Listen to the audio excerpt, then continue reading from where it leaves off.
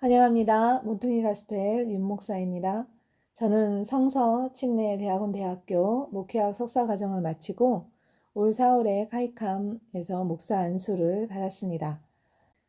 제가 성경을 알다라는 것을 구성하기에까지 제 마음을 제 블로그에 잘 적어 놓았고요.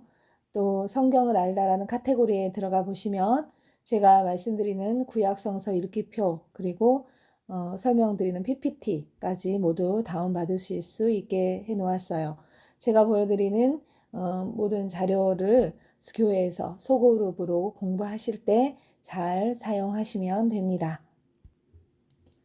성경책을 읽는 것 통독이라고 하죠. 그러나 무슨 뜻인지도 모르고 성도님들 그냥 읽으면 저절로 알아지겠지라고 읽으시는데 그러한 수고 없이 처음부터 조금 알고 들어가시면 훨씬 쉽고 은혜로운 성경 읽기가 되실 것입니다. 제가 좋아하는 이상주 목사님의 보라 통독 교회마다 많이 하시죠. 이해실 사모님의 성경이 읽어지네, 또 130일 성경 통독 한눈에 보는 성경, 성경의 맥을 잡아라, 평신도와 함께하는 성경 통독 여러 가지가 있어요. 저도 이 중 몇 가지는 했습니다. 성경은 내러티브라고 하죠. 드라마와 같은 이야기예요. 그 이야기 속으로 들어가서 내가 아담이 되기도 하고 모세 혹은 바보 같은 나발이 되기도 하고요. 믿는 자를 판단하고 정죄하는 그런 미갈이 되기도 합니다. 그렇게 성경의 말씀이 내 속으로 들어와 나를 보여주는 그런 은혜와 묵상을 통해 나 그리고 타인 또 가족 공동체, 신앙 공동체의 길을 볼 수 있는 그런 삶, 그런 평신도의 삶, 그것이 제가 추구하는 성경 공부입니다. 총 16주 동안 매주 한 번씩 1시간 정도 만나게 되는데요. 네, 모두 함께 끝까지 참여하셔서 하나님의 말씀이 우리의 삶에 어떻게 역사하시는지, 어떻게 살아 움직이시는지 그것을 체험하는 좋은 시간, 그러한 삶 되시기를 축복합니다. 네, 성경 1도 기초반에 해당합니다. 먼저 마태복음 28장 19절에서 20절, 우리가 너무도 잘 아는 말씀입니다. 너희는 가라, 모든 민족을 제자로 삼으라. 그리고 아버지와 아들과 성령의 이름으로 세례를 베풀어라. 그리고 내가 너희에게 분부한 모든 것을 가르치고 지키게 하라. 볼지어다 세상 끝날까지 너희와 항상 함께 있으리라. 아멘. 예수님의 말씀이시죠. 네, 우리는 분명히 모든 사람으로 가르쳐야 되고 또 복음을 전해야 되고 또 그것을 지켜야 하는 것입니다. 내가 또 배웠으니 가르쳐야 하는 의무도 있습니다. 이러한 말씀을 토대로 해서 저희가 성경 공부를 해 나가겠습니다. 먼저 처음에 지형으로 보는 성경이라고 나와 있는데 성경의 이야기가 어디서부터 시작되었는지 우리가 눈으로 보는 것도 되게 중요하죠. 지도를 펴고 우리가 지형적으로 어떠한 성경의 지형이 형성이 되었고 어디에서 일어난 일을 말하고 있는 것인지에 대해서 배우게 될 것입니다. 성경의 시대와 인물들, 등장인물이죠. 등장인물. 그런데 무조건 그것을 지금의 현대적인 언어로 해석을 하는 것이 아니라 그 시대를 알고 그 인물이 왜 그러한 사건이 일어났는가라는 것을 좀 더 고민하면서 살펴보겠습니다. 이렇게 알기만 해서 끝나는 것이 아니죠. 거룩한 독서, 렉시오 디비나라고 하는데 거룩한 독서를 우리가 해야 되는 거죠. 묵상이죠. 말씀을 통해서 나를 비우고 말씀의 성찰을 그대로 받아들이고 또 말씀으로 기도하고 또 말씀에 머무르는 것. 그렇죠. 거룩한 독서라는 것은 따로 인터넷에 검색하셔서 이 묵상 방법을 잘 배우셔서 또 아셔서 이거를 통해서 말씀을 더 깊이 들어가는 훈련도 좋습니다. 자, 우리의 목표는 무엇입니까? 말씀으로 응답받는 그리스도인, 또 또 제자가 되고 제자를 양육하는 그리스도인, 말씀이 능력이 되는 삶을 사는 그리스도인입니다. 모두 아멘이십니까? 말씀으로 응답을 받는다 하니까 뭐 음성이 들려서 고린도전서 몇 자 이런 음성에 대한 응답이 아니에요. 내 안에서 말씀을 떠오르게 하신다는 것이죠. 그리고 그 말씀을 깊게 더 떠오르게 해서 나의 삶에 비추는 것, 조명해 주신다라고 하죠. 그것을 우리가 목표로 하고 있습니다. 네, 성경은 무엇인가요? 성경은 원저자는 하나님이다 라고 했어요. 그리고 1400년 동안 30명의 저자에 의해서 적어진 것입니다. 창세기부터 요한계시록까지 66권이죠. 자, 창세기의 천지 창조부터 요한계시록 최후의 심판 예수 그리스도의 재림에 이르기까지, 네, 이것을 1400년 동안 30명의 저자에 의해서 적어졌어요. 때로는 예언서로, 시가서로, 또한 역사의 이야기로 그렇게 우리에게 전해지고 있는 책입니다. 네, 함께 읽어보겠습니다. 이 오랜 기간 동안에도 인간에 대한 하나님의 사랑과 그리스도를 통한 구원 역사는 결코 흔들리지 않고 통일성을 유지하고 있다. 이는 성경의 원저자가 하나님이심을 분명하게 보여주는 대목이기도 하다. 그렇습니다. 네, 구약의 모든 말씀은 신약의 예수 그리스도를 나타낸다고 말씀하셨죠. 그렇게 우리의 구원의 역사를 이야기해 주는 것, 그것이 성경입니다. 자, 그렇다면 성경은 어디에 쓴 걸까라고 되어 있어요.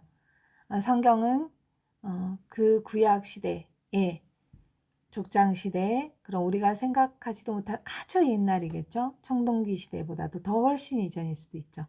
우리는 그것이 구전으로 이어지고 또 벽에다 상형 문자로 적었을 수도 있고 그렇죠. 그런데 그것이 기록이 되어 있었은 그 성경을 발견할 때 두루마리기라고 말하죠. 그것이 어디에 쓰인 것일까라고 알아보았습니다. 양피지, 송아지나 새끼 염소 가죽을 잘 펴서 말려서 거기에 썼다. 또 파피루스라는 갈대를 닮은 볕과 같은 식물을 잘 말려서 그것을 펴서 종이 대용품으로 활용되었다라고 하죠. 파피루스는 우리가 많이 들어본 이야기죠. 네, 그렇습니다. 네, 파피루스입니다. 이렇게 두루마리로 성경을 기록했지요. 성경 한자 한자를 정확하게 가로, 세로, 대각선까지 맞춰가면서 기록을 했다고 해요.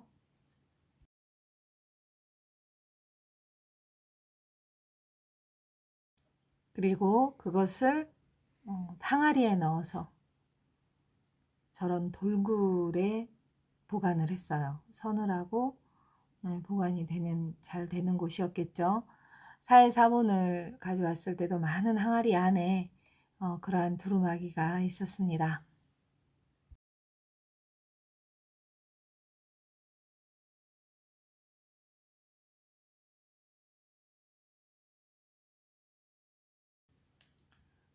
네, 랍비가 성경을 필사하는 모습입니다. 과거에는 서기관들이 이렇게 필사를 했겠죠.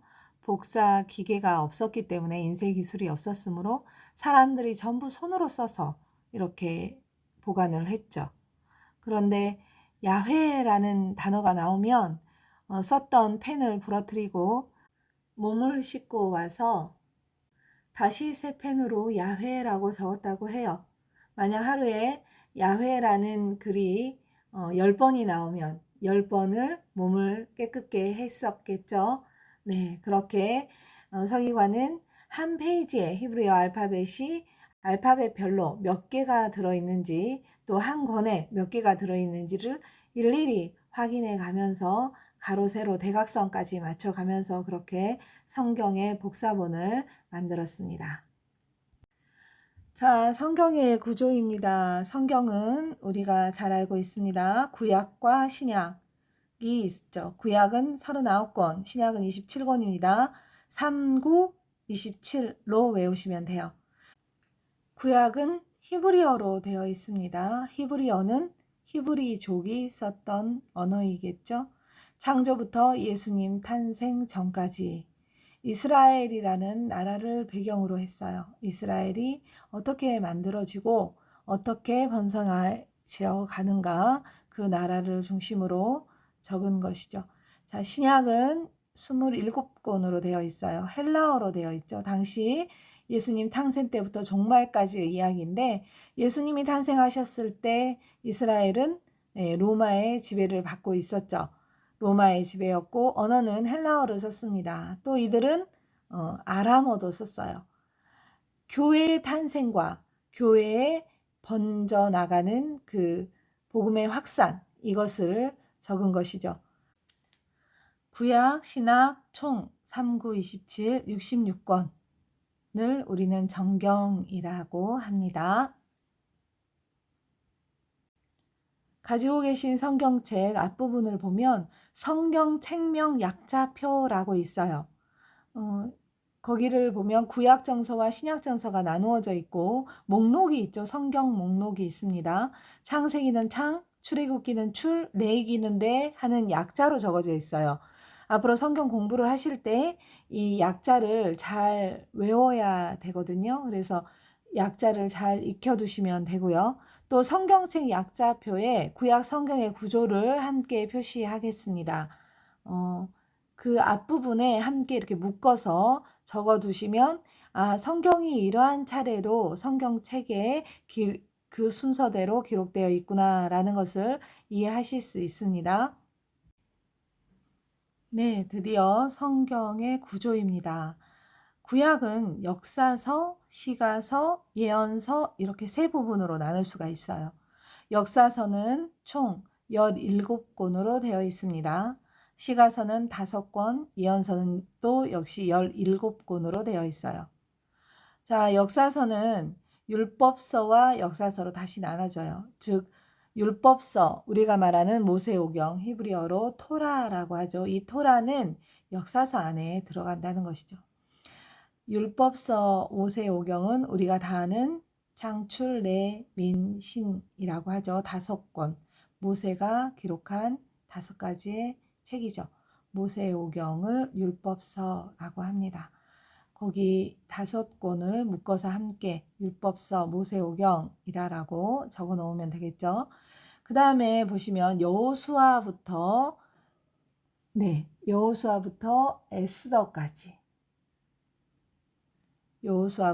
에스더까지 역사서예요. 뭐냐면 창세기부터 에스더까지는 시대에 따라서 쭉 적은 역사 기록이에요. 그렇게 이해하시면 돼요. 그 다음에 5권이 시가서입니다. 욥기, 시편, 잠언, 전도서, 아가서죠. 욥기부터 아가서까지는 시가서인데, 시가서는 뭔가요? 우리가 운율이 있다고 하죠. 우리 시조에 운율이 있듯이 3533, 3544 이렇게 운율이 있듯이 이 시가서에도 그렇게 운율이 있고 노래로 불려졌던 책이라는 거예요. 그런 내용이다라는 거예요. 그러니 욥기도 우리가 지금 한국어로 이렇게 풀어서 되어 있지만 그런 운율이 있었던 책이다라고 이해하시면 돼요. 시편은 다 아시기 때문에 그런 노래로 불려졌던 기도문 노래이죠. 네, 그리고 잠언, 전도서, 아가서는 기록한 사람이 솔로몬이죠. 솔로몬이 젊었을 때 아가서, 사랑의 노래를 적었고 또 잠언, 지혜서를 적었고 마지막에 헛되고 헛되다, 모든 것이 헛되다 라는 전도서를 적었습니다. 그 다음에 예언서가 시작이 돼요. 예언서 하면 다 머리 아프신가요? 예언서가 시작이 됩니다. 17권으로 되어 있는데 예언서는 대예언서와 소예언서로 나뉘어요. 대예언서는 차례대로예요. 이사야, 에레미야가 에스겔, 다니엘까지 이렇게 5권이 대예언서입니다. 그리고 나머지 12개는 소예언서예요. 대예언서와 소예언서로 나누는 기준이 무엇이냐? 길고 짧은 거. 대예언서는 양이 많죠. 소의 연서는 양이 작습니다. 대신 호세아도 12장, 다니엘도 12장이에요. 그런데 다니엘이 조금 더 무겁다. 뭐 이렇게 이해하시면 될 것 같아요. 그리고 에레미야에가는 짧죠. 그러나 에레미야에 속해 있죠. 해서 함께 대예언서로 봅니다. 그렇게 해서 성경의 구조는, 구약의 구조는 우리가 다 공부를 했습니다. 역사서 17권, 시가서 5권, 예언서 17권, 역사서 안에 모세오경, 율법서가 있다. 성경에서 말하는 율법서, 율법이라고 얘기하는 것은 모두 모세의 오경을 두고 하는 이야기입니다. 사마리아인들은 모세의 오경만 믿었죠. 그리고 바리새인들은 예언서나 시가사도 함께 믿었죠. 그래서 그들은 부활도 믿었고 또 사후의 영혼에 대해서도 바리새인들은 믿었습니다. 자, 이제 드디어 지도를 보게 됩니다. 조선인민주 인민공화국 북한이 있습니다. 그리고 아래 대한민국이 있죠. 여기에서 지금 공부를 하고 있는데 구약 성서는 언제 어디서 일어난 일이냐? 네, 저기 빨강색으로 네모표가 되어 있는 이스라엘이라고 보이시죠? 시리아, 요르단, 지중해가 보이죠? 또 아래로 이집트가 보입니다. 사우디아라비아, 그리고 돼지족처럼 생긴 이집트 옆에 뾰족뾰족 강 보이죠? 거기가 홍해죠. 홍해라고 하는 곳이에요. 그곳에서 일어난 이야기예요. 구약은. 아주 멀리 있는 이야기지만 위치적으로 한번 보세요. 아래는 아프리카가 있고 위로는 중앙아시아가 있고 지중해를 건너면 그리스, 이탈리아 보이시죠? 네, 유럽이 있습니다. 한 중앙에 있죠. 모든 대양을 잇고 또 모든 대륙을 잇는 그러한 중심점에서 아주 작은 사막밖에 없는 정말 작은 나라 이스라엘에서 일어난 일입니다. 우리나라를 보면 위로 중국, 러시아, 일본 이렇게 아래로 일본 이렇게 있듯이 이스라엘의 위치를 보면 당시 이집트라는 대국이 있었죠. 그리고 위로는 푸릇푸릇한 그 메소포타미아 문명이 있었던 곳입니다. 그래서 양쪽에 아주 강한 대국들이 이스라엘을 지나서 와야만이 지중해를 차지하고 그리스, 이탈리아라는 유럽으로 나가게 되는 그러한 점에 있죠. 네, 그것을 잘 이해해 보시면 이스라엘이 왜 그렇게 여러 나라의 침략을 받아야만 했는지, 여러 나라와에게 조공을 바치면서 그렇게 살아야 했었는지가 보이게 되죠. 네, 이스라엘 부분만 확대해서 봅니다. 지금 이것은 구글의 현재 나라 이름이에요. 위치만 참고로 보시면 돼요. 자, 이스라엘 지금 전쟁 중에 있죠. 이스라엘, 레바논, 시리아 그 부분에 이스라엘이 있어요. 그리고 아래로는 이집트가 있습니다. 이집트 대륙 한가운데 나일강이 크게 뻗고 있죠. 나일강의 길이가 총 6,800km라고 해요.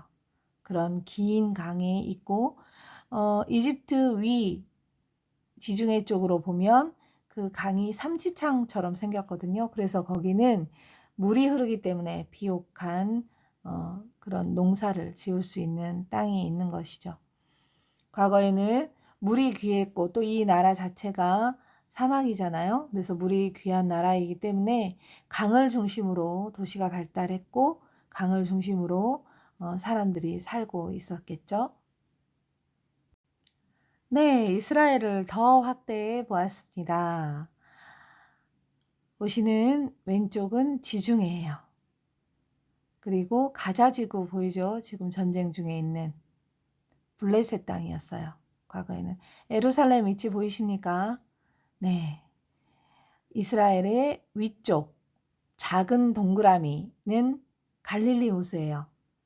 예수님과 제자들이 만났던. 그리고 직선으로 쭉 되어 있는 것은 요단강입니다. 그리고 아래쪽 타원형 원형은 사해예요. 사해.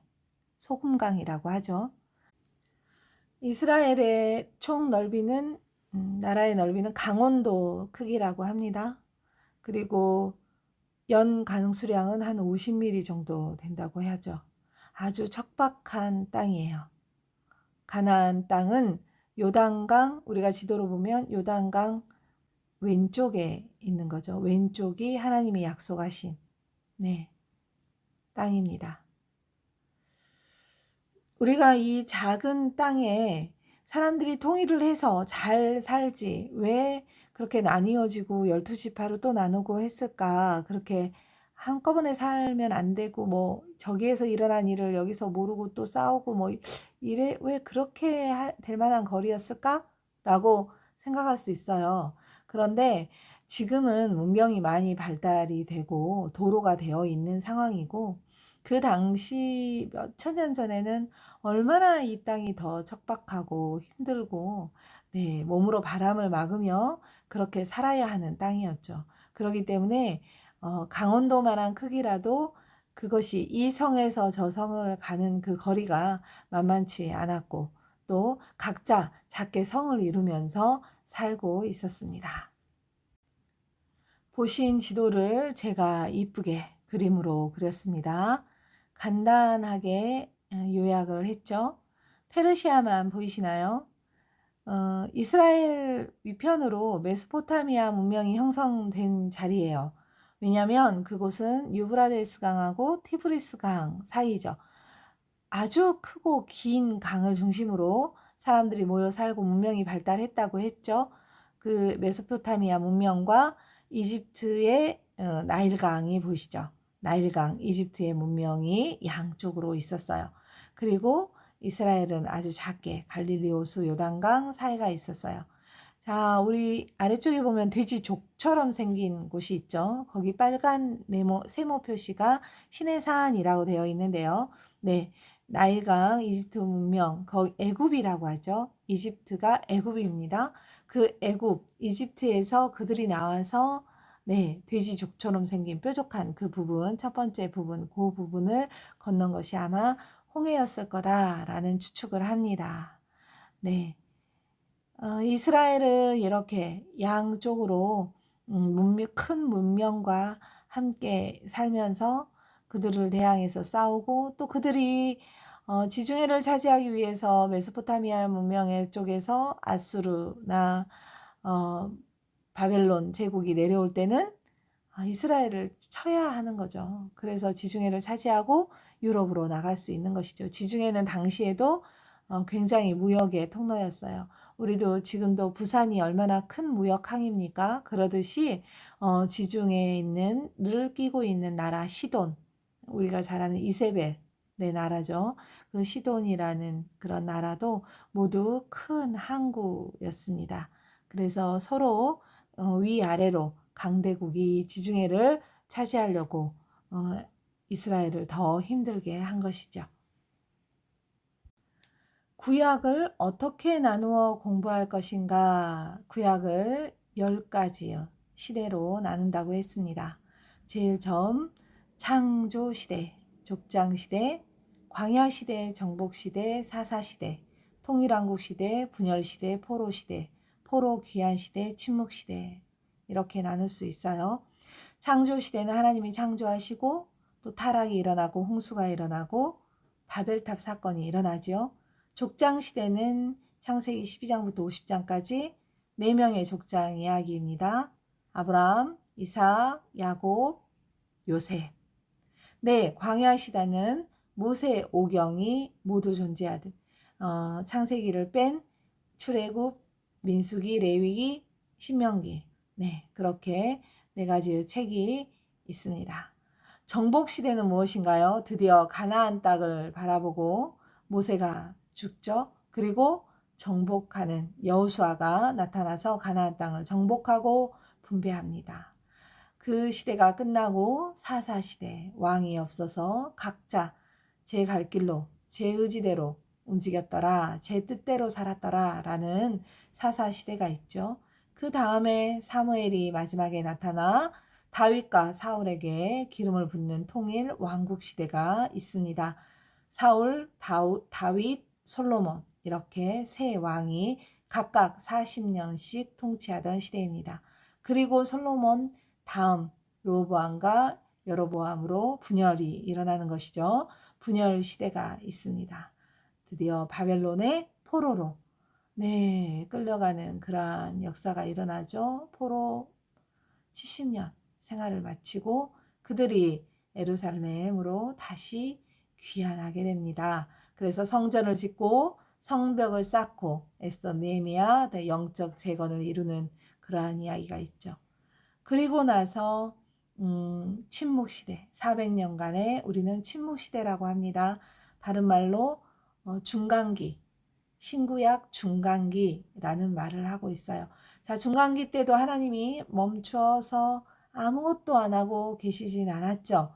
그것은 신구약 중간기에서 따로 공부를 하실 것이고요. 우리는 그 동안에 어떤 선지자도 어떤 성경의 말씀도 없었다라고 해서 침묵시대라고 합니다. 네, 이렇게 해서 구약의 39권이 끝나요. 그런데 이 사이사이에 분열시대부터 포로시대, 포로귀환시대에 이르기까지 예언서들이 있는 것이죠. 그리고 창조시대에 욥기가 있고 사사시대에 룻기가 있고 이렇게 중간중간 끼게 됩니다. 또 솔로몬이 지었다는 잠언, 전도서, 아가서는 어디에 있겠습니까?